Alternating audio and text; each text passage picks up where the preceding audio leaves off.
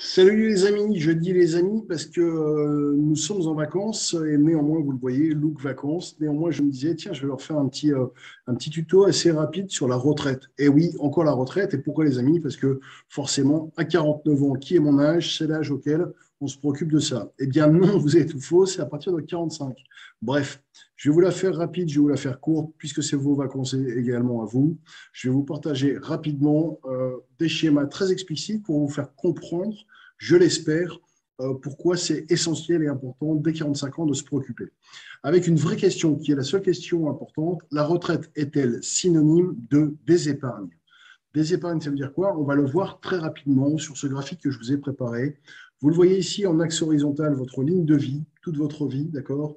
Et on va être confronté par rapport à cette ligne de vie, on va étudier ensemble de façon très standard et succincte la situation de votre épargne, la situation de votre consommation et bingo, vos revenus, d'accord?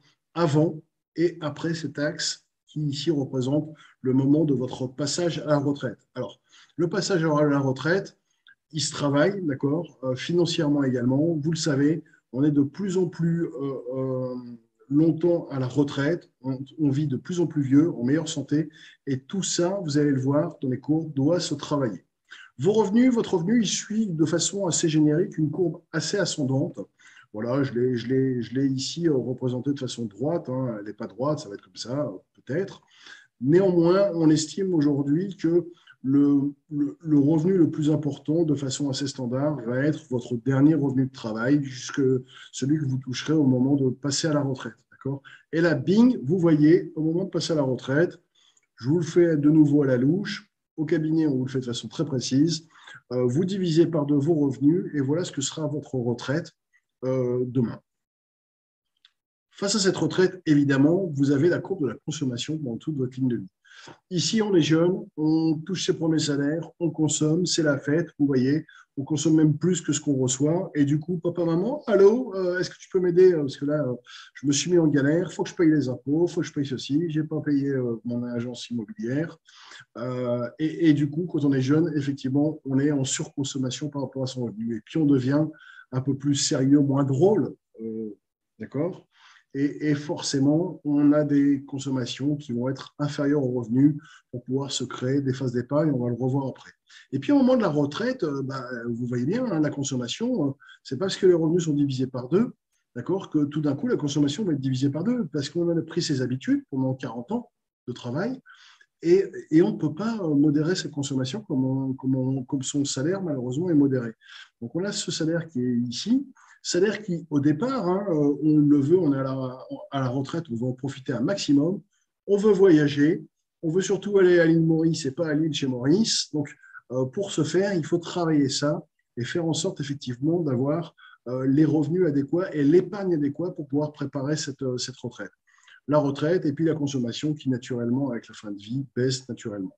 Okay, la différence et la confrontation entre cette consommation et cette épargne va vous donner les phases d'épargne et de désépargne. Et c'était la question posée, la retraite est-elle synonyme de désépargne?